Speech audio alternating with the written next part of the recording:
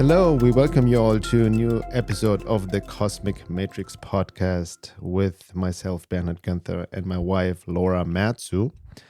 The topic of this episode is about the hero's journey and the path of awakening.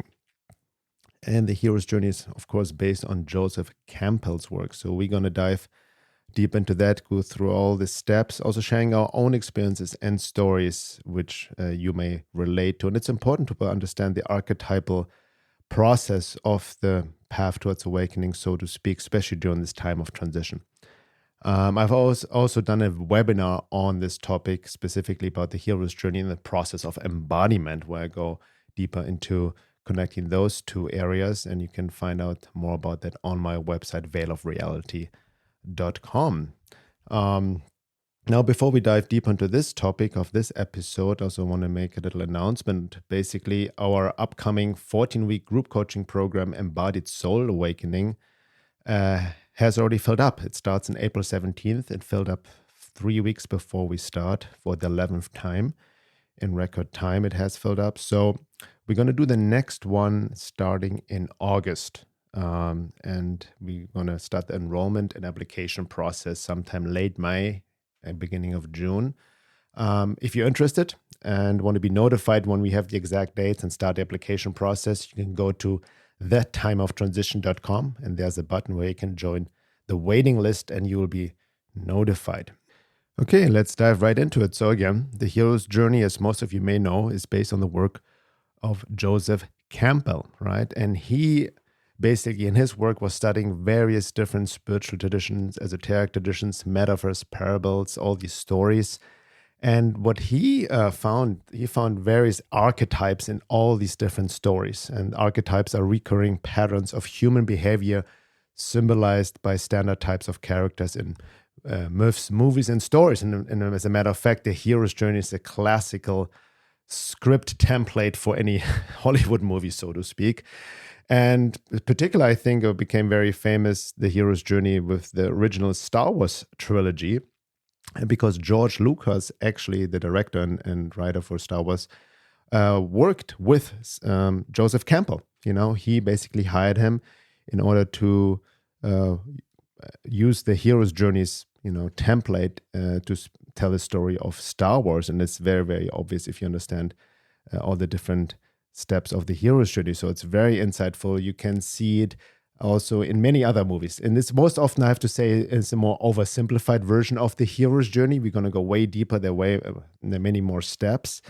But the reason why a lot of these myths or stories or even films then really speak to us, because it touches within us an archetype which we all can relate to from a soul level, an essence level, right? So that's why the hero's journey is really profound to understand. And if you really can contemplate on the different steps and different cycles in regards to your own life, it gives you a lot of insight, almost like a guidance, like a map, and gives more meaning to your life. All right, before we go into the different various steps in more detail, I also want to point out that usually these steps, it's not like a linear approach. It's more like a cycle over cycles, and so various steps can also overlap in different areas in our life. You can see it from the macro, bigger picture perspective, that the hero's journey starts literally with soul evolution all the way over many, many lifetimes until full enlightenment. That's a big hero's journey in itself over many lifetimes, or within one lifetime, right? And within this lifetime, many hero's journeys can also cycle through, depending on different areas in life, depending what age you're in. Most often it's also resembled in various astrological transits, right? The Saturn return, the Chiron return, the Uranus opposition. You can see the hero's journey, mapped out in the stars as well. But again, it's not like a linear approach that you finish one, it goes to the other, right? It can overlap very easily and it goes in cycles. So that's very important to understand as a disclaimer, so to speak. Now, also, there are three big parts of the hero's journey, three big chapters, and they are departure, initiation, and return. So we first start with the departure, and there are various steps within the departure. So of course, the very first one, it starts in the ordinary world, the consensus world, I would even say, normies and whatnot. And the first step, or the basically set up before we even start on the hero's journey is about living in a status quo of culture, society, and basically agreed upon consensus reality. So the hero, quote unquote, starts to question in this state of consensus state, ordinary world reality, the world he or she lives in and his or her own life. And that kind of, basically produces the foundation for the journey. Yeah, it's really about the journey, part of your journey where you're still asleep, like you don't know what you're doing in life. There tends to be major dissatisfaction that you start to feel. Yeah. You feel really stagnant in the world that you live in, like the friends, the family, the job you have often, but you don't actually know what to do next. And often you can feel like you're kind of stuck in this consensus, but you feel you're almost destined for something more. But at that stage, you're usually kind of settling for a type of mediocrity in your life. And I can definitely relate to that because after I had this pivotal awakening, quote unquote, experience in 2012, I had to rebuild my life. And basically before that, I was working as a music journalist, and then I kind of crashed and burned in a really dramatic way. And after 2012, I was recovering from drug addiction and working at a job in hospitality. So I really can see myself in this stage where I had creative gifts and I had creative talents that I knew were there, but I was really living in this ordinary world and almost trying to actually settle for it. I was like, okay, I got myself out of the worst of it. I'm just going to work a regular job, have a normal life. I actually desired that in a way because everything in my life up until then had been abnormal.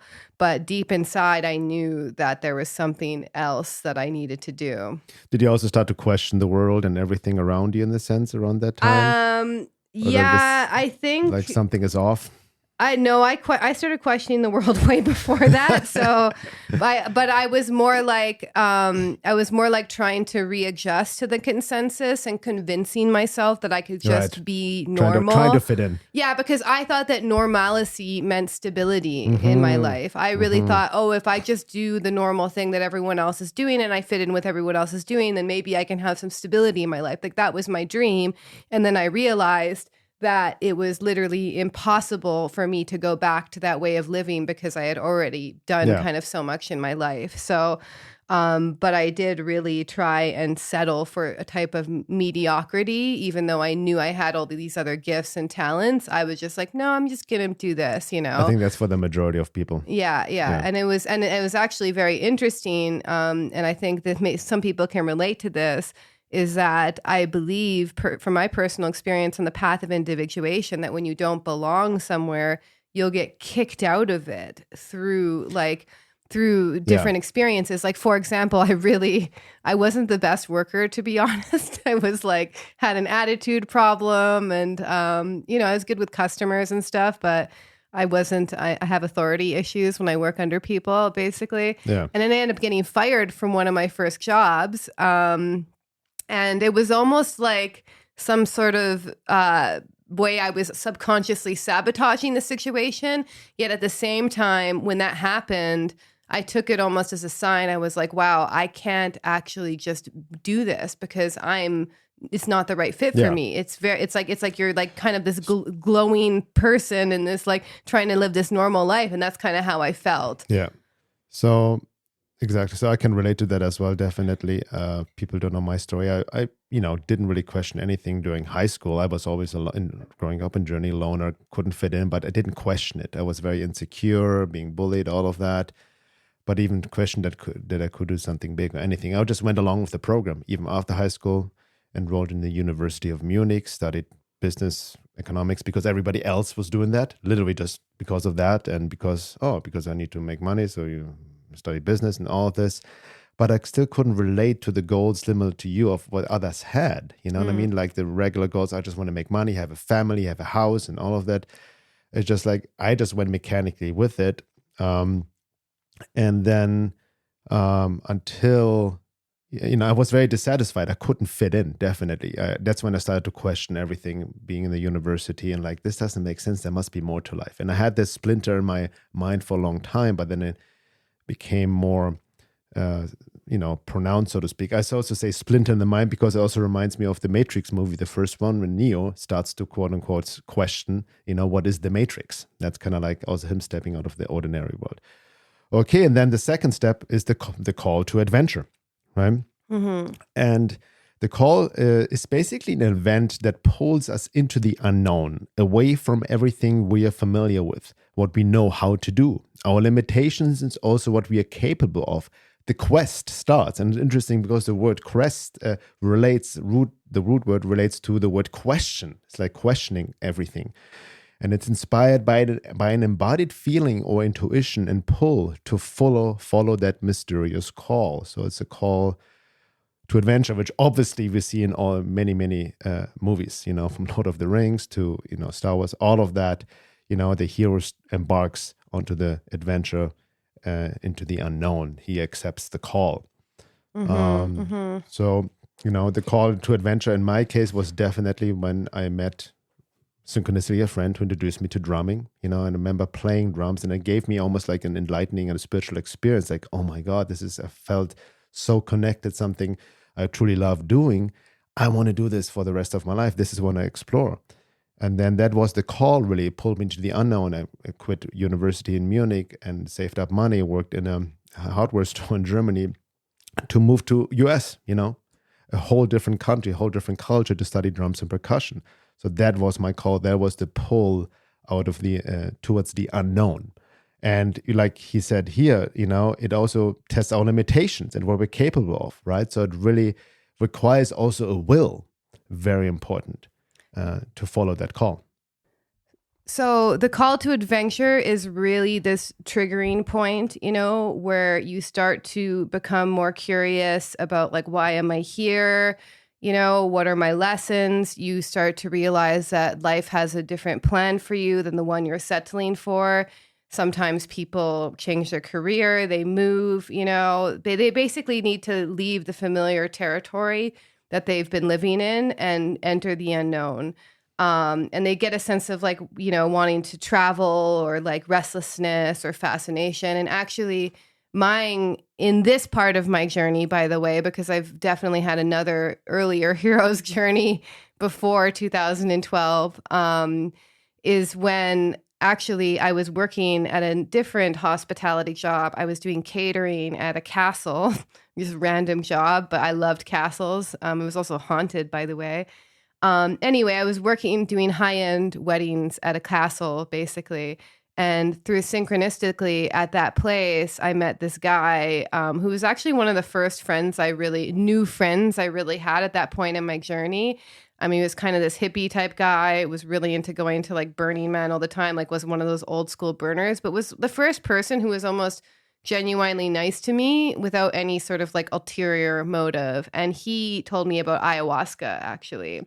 And I had just basically wanted to leave my entire life entirely behind, including any experimentation with drugs, because I was on pharmaceuticals. I had a really bad experience. But I remember when I heard that word, it just had this like compelling energy to it that I felt very drawn to. And I was like, okay, like just I noted it in the back of my head that was just something interesting. Like it just had this pull, oh, like there's something greater here when he started talking towards about the unknown, that. right? Exactly. And also ties that we go short into the fourth step as well, the meeting with the mentor, the supernatural help, because then the teachers appear as well, when the student is ready. Yeah. But let's not skip too far ahead. Skip that far, exactly. So let's also...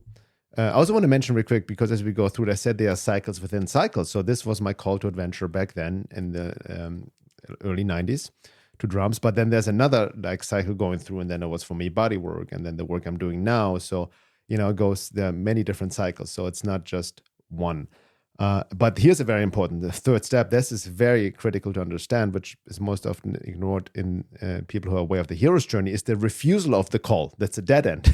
Yeah. So the hero may actually refuse the call due to fear, insecurity, stuck in a tunnel vision of self-pity, self-imposed obligation, self-sabotage or severe social cultural conditioning, including friends and family discouraging him or her to leave the known and familiar, and he gives into that. Or even being spiritually blind to recognize the call and offering, not even seeing the sign, not even witnessing the call. Yeah, this is basically when people start to resist the call. So they feel almost ready to embark on a new journey, but their ego is too strong. The familiar world and the comfort they live in is like too compelling for them. So they kind of battle with the person that they're becoming and the person that they are, and their old beliefs start to take over. They tend to fall into victimhood. They feel like they're not ready yet. They're curious, but they feel stuck because of fear. And I have to say, before I share my own personal stories about this, is that I've seen in my own coaching work with people that people will refuse that call again and again and again and again, like literally multiple times over their lifetimes. So keep in mind that sometimes people don't even go through these steps. They feel that call to the adventure, but then since the way that they were is so comfortable for them, they refuse the call again and again and again. And I've actually seen people do this for decades. And the problem with doing that is that the more that you refuse the call, the more the psychic atmosphere of your own personal resistance accumulates over time. So in the beginning, you might have a little bit of a resistance refusing the call. But then, when you're 40, 50, 60, the more that you refuse the call, it's filled with the past shadow of all the other times you refuse the call, and it starts accumulating to the point where you may not even notice the call. So I just want to point that out, that the resistance and the refusal of the call can accumulate and almost get more dense and heavier over time. Yeah, this is very important to know because I've seen it so many times as well. Ties into saying many are called if you choose to answer the call. And like Laura said, we've seen it all across the board, even our work, even our group coaching program. There's the ego, wounded ego, the inner child makes all kinds of excuses, justifications not to do it.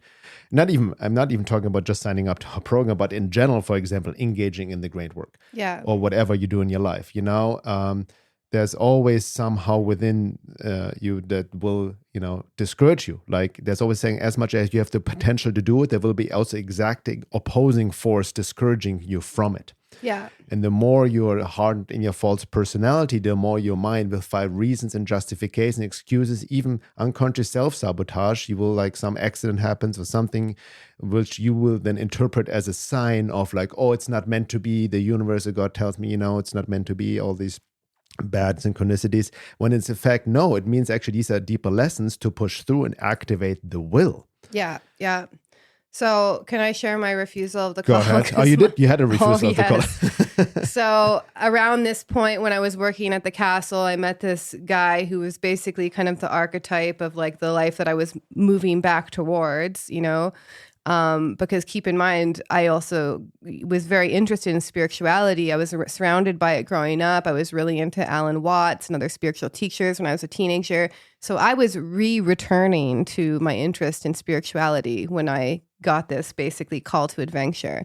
But then I decided, this is got pretty embarrassing, but I basically decided to get together with this guy who lived in China, who was like an engineer, who was like a carbon copy of my stepfather, basically, like really left-brained, not really into spirituality at all, just for security.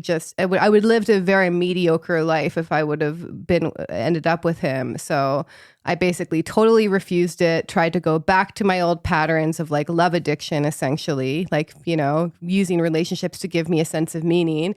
That crashed and burned. And then I ended up back in the west coast of Vancouver, fascinatingly enough. So I refused the call. But then you got to get second chance. And basically. almost quite dramatically got pushed exactly to the place that I needed to be for the rest of my journey. So that was really... Okay, so that's good to know. So to interrupt, but so the refusal of the call can be happened, but then there's still another opportunity that may present itself. Well, like happened to you, yeah, right? like I refused the call with my conscious personality, But then something, whether it was subconscious, whether it was cosmic or universal forces, was like, no, we're not going to let you do that, and threw me back into like where I used to live in Vancouver, which is actually a huge, a huge point of my own journey is being on the West Coast. Yeah. So I basically refused it. And whether it was through my own subconscious forces or cosmic forces, I got thrown back to where I needed to be. So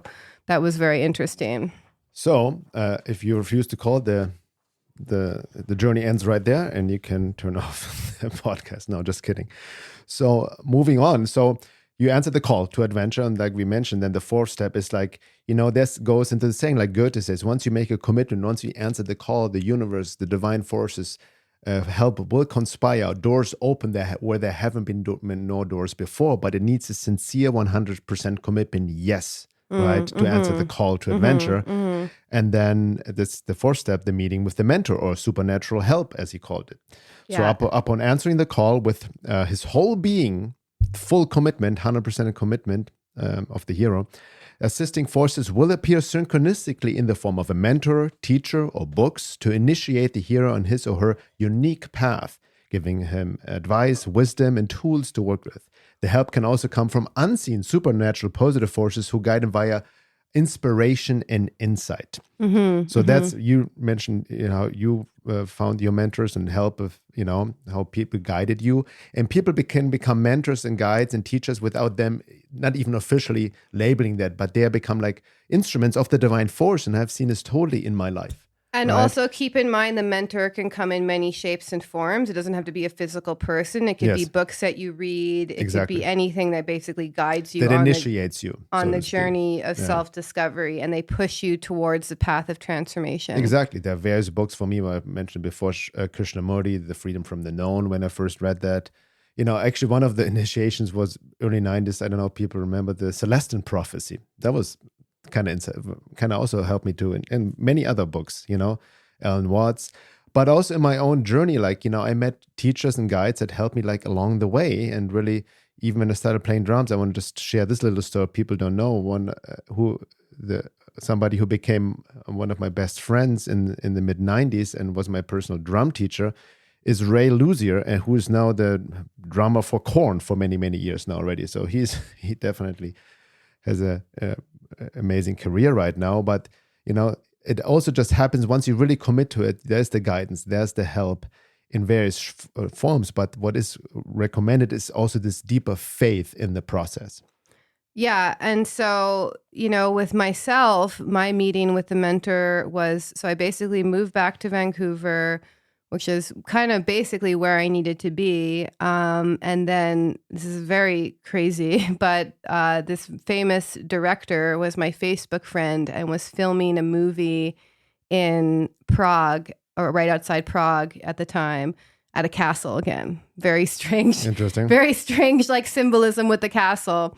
And so I basically was like, hey, I would love to just volunteer, and because it was like an independent film and work for you. And he just basically was like, sure, you can do wardrobe. So I basically got a job, and I flew to Prague. And then interestingly, who was working on the set with me as a stunt woman was a shaman who hosted ayahuasca ceremonies. So that's how it exactly. Yeah, and she was also very. I mean, I had one of my.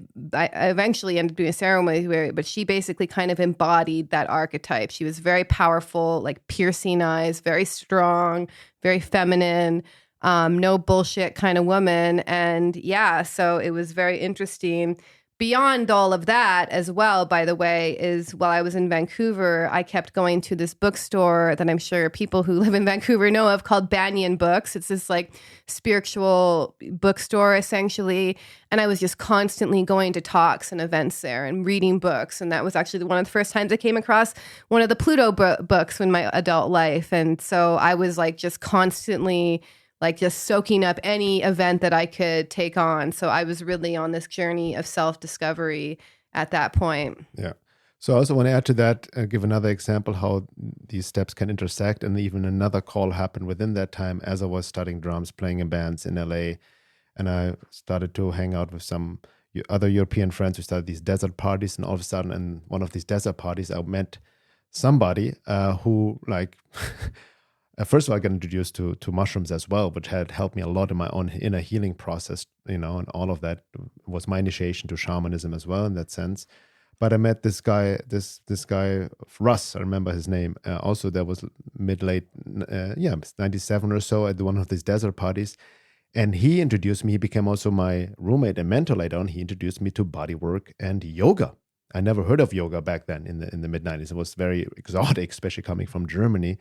So he became my teacher. He taught me body work, and he initiated me in that sense. I found another talent of healing arts and body work, and that initiated another call, and I started learning, getting into body work and the healing arts and all of that. So it's interesting, like once you start the process also of call towards adventure, you never know what leads you to, right? It also kind of tell out your plans and will laugh at you, but there's a guidance. And when you really look back at it, you can see the assistance. And there will be also trials and tribulations and lessons where we get into it as well. But again, once you truly, honestly, sincerely answer the call and step into the unknown, there's the guidance and the help. Mm-hmm. And then the next part is really the fifth step, crossing the threshold. And that is the point when the hero actually crosses into the field of adventure, leaving the known limits of his or her world and venturing into an unknown and dangerous realm where the rules and limits are not known. We see this all across any movies. Yeah, and for me, it was definitely coming from Germany to the US, and everything was, it's always getting into crossing the unknown. It can also be crossing the threshold of the unknown with your inner work, by the way, the great work. That's also, symbolized as well. Yeah, it's basically when you decide to leave the past behind and embark on this journey. Mm-hmm. So you've made the choice, you've made the commitment, you're ready to go forward. And you still have to undo all of the old programming, that you've had before. So there's going to be a series of tests after that. But you just realize that there is this new life emerging, and you start to detach from the old you, essentially. So you start to basically gain momentum at this point. And for me, this point actually came. So when I went back to Vancouver, I think I got her email or something of this woman who did the ceremonies, and I decided to do one. And that was a major turning point, because basically from 2013 to 14, for that year or so, I was basically just doing yoga, meditation, and reading self-development books and going to talks and stuff. So I wasn't really going to the core of things.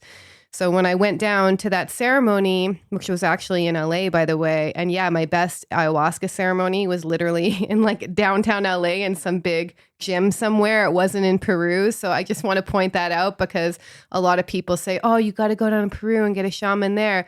But my personal experience is it really matters on the shaman who's holding the space. And she was the right person for me. Anyway, so I went down to the ceremony in a gym in LA. She was hosting the space with another woman. And in the ceremony, basically one of the first things I showed was the depth of the sexual trauma that I was carrying. And it was I was basically sobbing for what felt like hours. And then what happened is basically this grandmother energy came in that basically came in the form of my own personal grandmother, who I had a very strong connection to. And then it morphed into this archetypal grandmother that was just holding my grief with compassion, basically.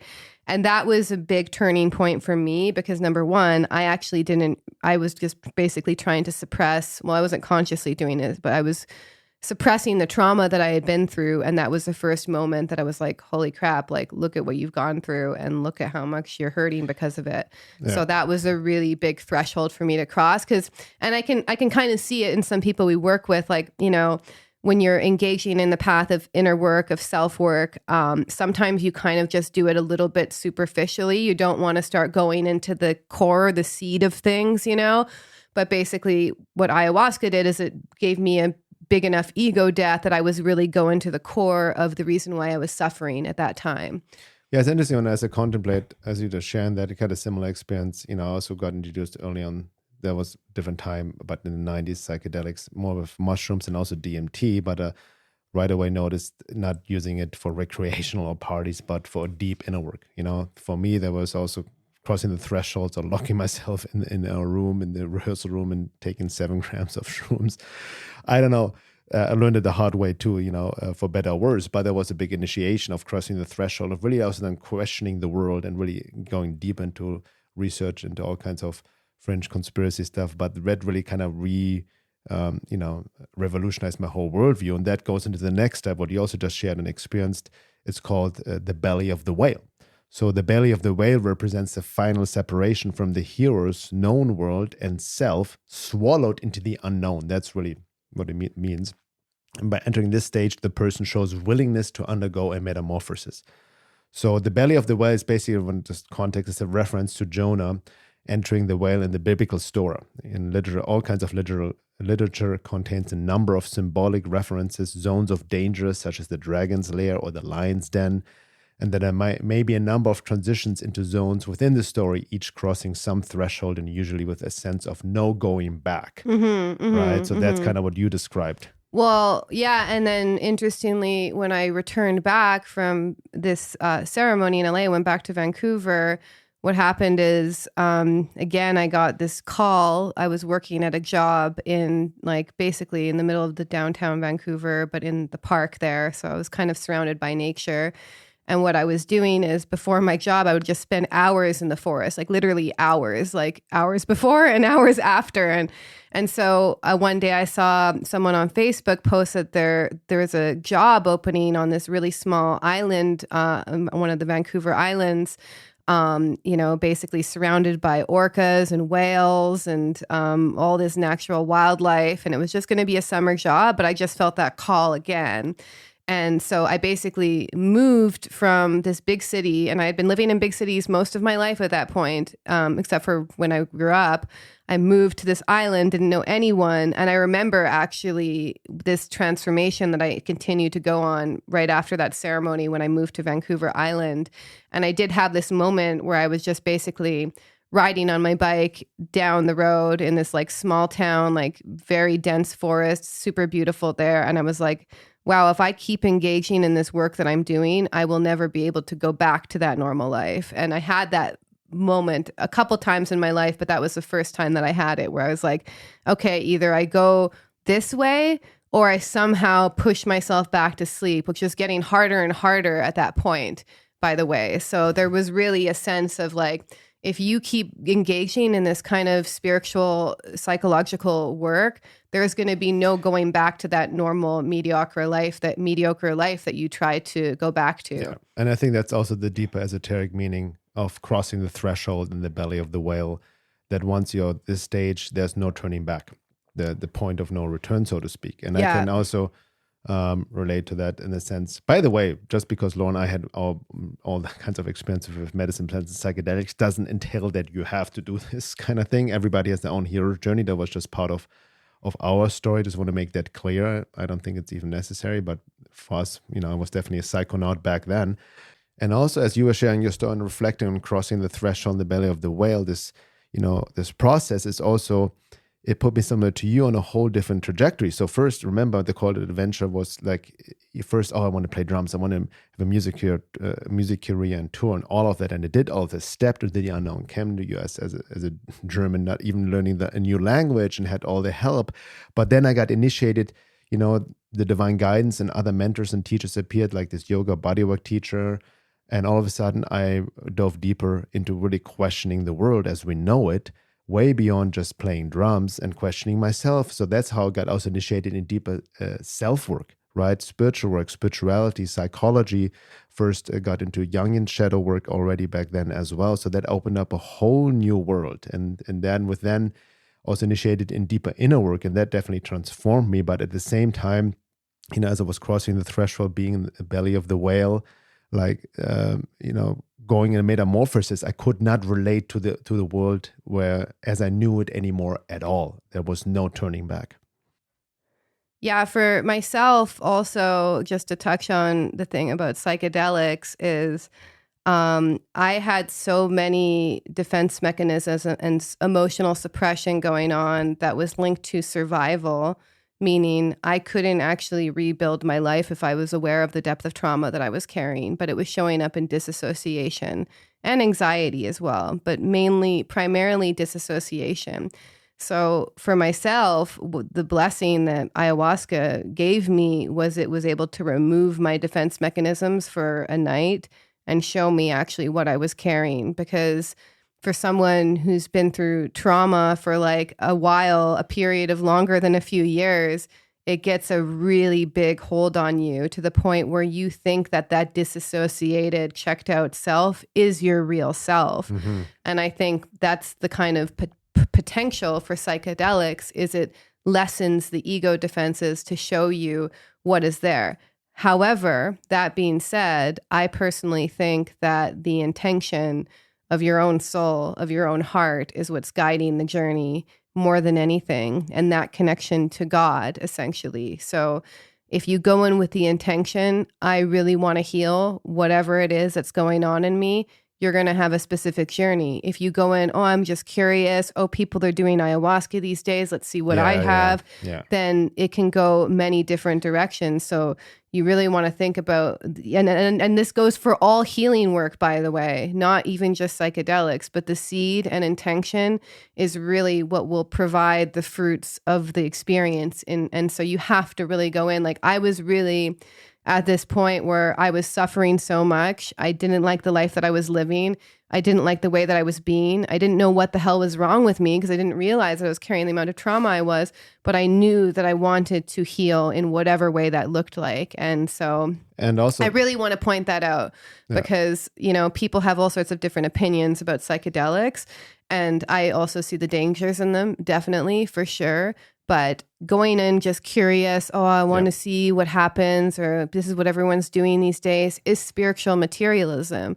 And that that attitude can set up the trap. Yeah, it can set up all sorts of issues. So whatever path of healing you go down, think about your true intention. And if you deeply in your heart, even if you don't know what it looks like, have the intention that you want to heal, that you want to be shown anything that's in the way of you connecting with your own heart and soul, I have found that that can go well. And if you go in just wanting to experiment or curious or, you know, with a basically an insincere desire, you know, like, oh, I want to heal everything except for this, I don't want to go there, then just watch out. No, but I got my ass kicked for some of my experiences back then for that very reason. So I learned the hard way.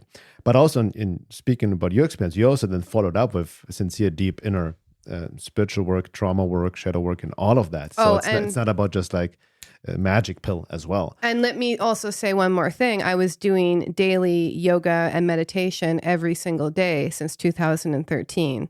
So that's a big thing because the worst people I saw in these ceremonies actually had no background in any sort of like mind-body work or therapeutic work. Yeah.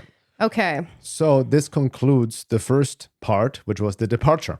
It ends, again, the ordinary world to the call of adventure, the potential refusal of the call at the dead end, then the meeting, if you enter the call, the meeting with the mentor and the help, supernatural help, essentially fully crossing the threshold, going through a metamorphosis in the belly, so-called proverbial belly of the whale. And now the second phase is initiation. And it starts with the road of trials. So here we go, trials and lessons, deep initiations. And the road of trials is a series of tests that the hero must undergo to begin the transformation. Often the person fails one or more of these tests, which is part of the learning and initiation process. He or she will be confronted with enemies and tricksters who ultimately teach him or her lessons. So we definitely have some stories about that. Yeah, basically at this point you deal with, you know, people who surround you. So some will be allies, some will be enemies, and you have to at this stage let go of people who are not aligned with the person that you're becoming. So they're usually not supportive, they don't understand, or they have a just straight up bad influence on you, you know?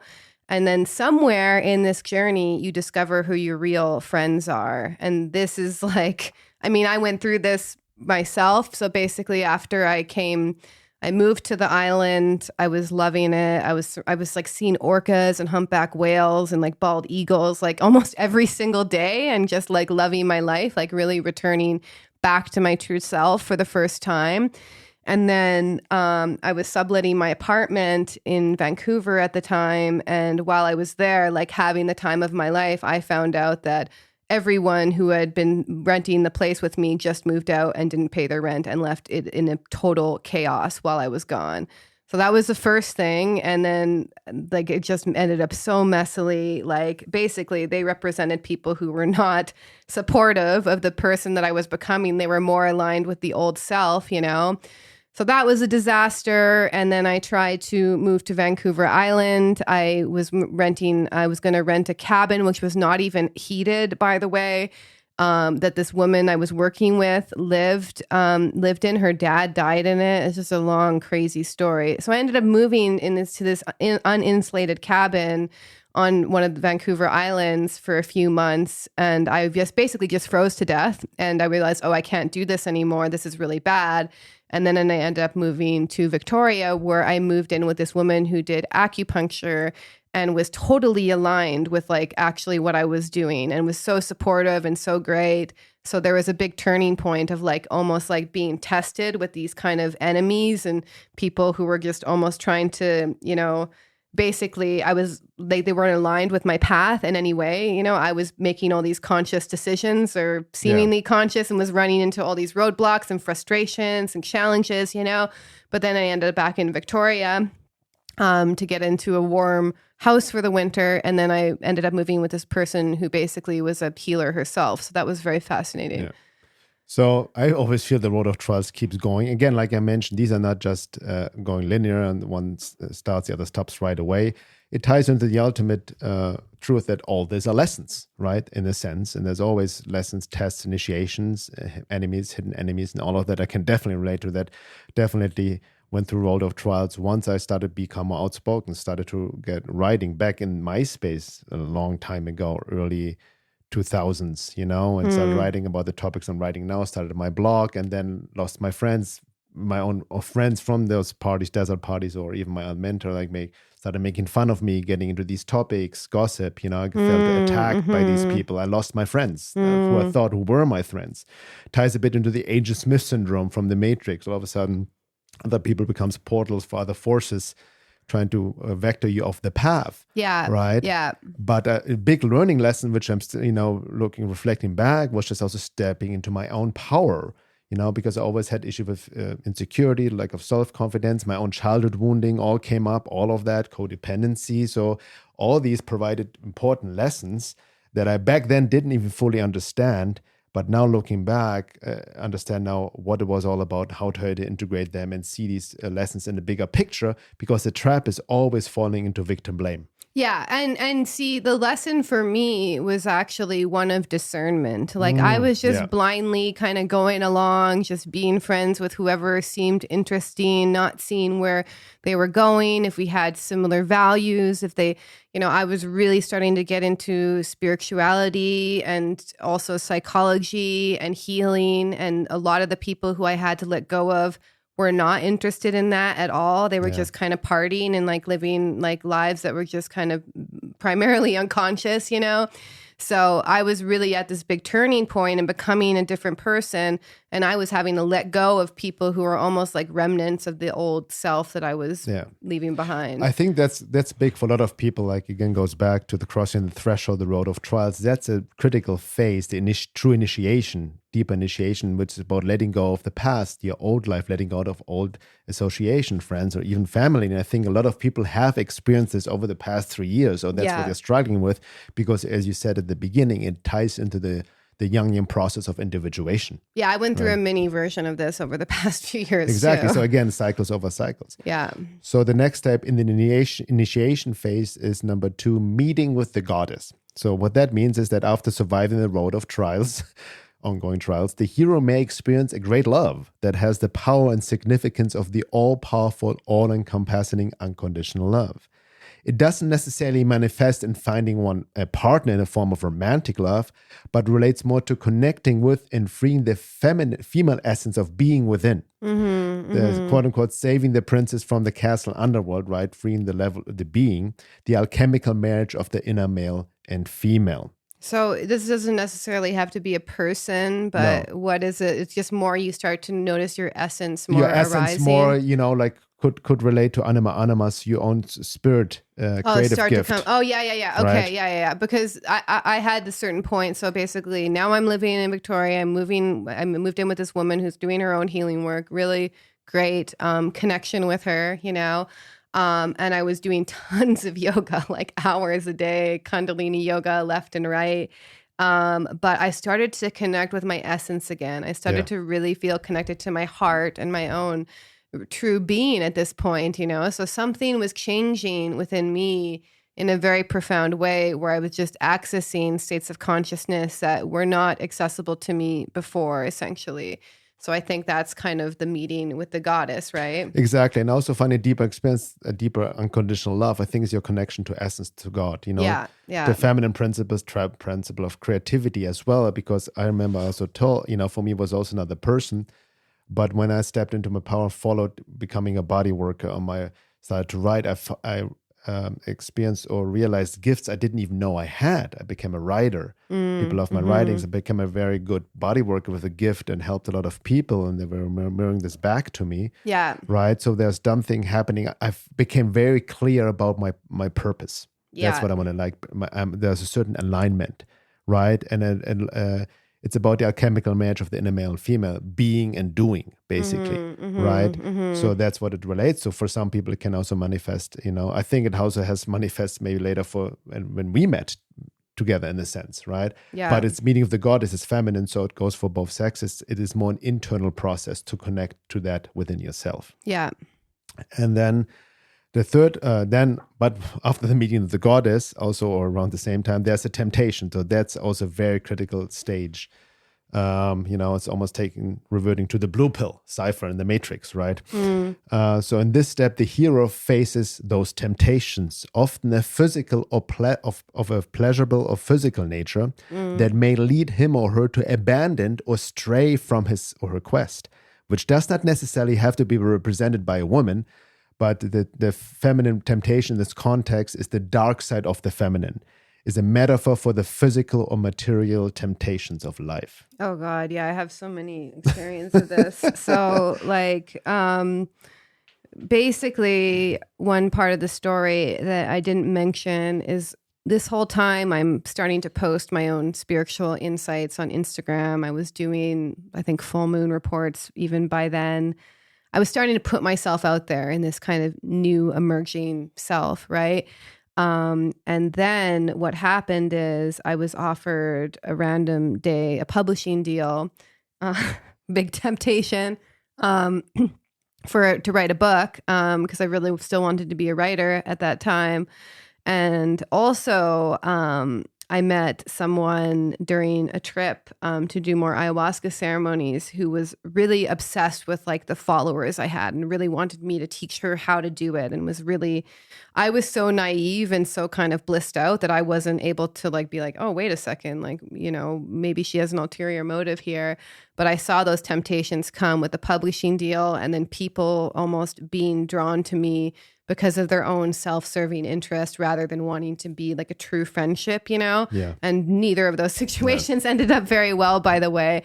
But I took the temptation. I eventually got out of that publishing deal, which, by the way, not to mention the story that was going to be, you know, part of this anthology, part of this publishing company. I'm going to get that published again this year by another woman who I really like, who's taken over the project. So I've still resurrected that, just as a side note. So watch for that in a few months. But basically, temptation, the publishing deal, almost like people who seemed like allies who were not allies, who were just like starting to, you know, had their own self-interest kind of coming along. And unfortunately, at that point, I hadn't done, like, I was really veering towards the spiritual work and not the psychological work, which would help me see these things in people. So I had my kind of rose-colored glasses on and was not seeing what was going on until it basically blew up in my face. So that was definitely the temptation, dark side of the feminine. Yeah. And that was coming from my own wound, too, I want to point out. Yeah.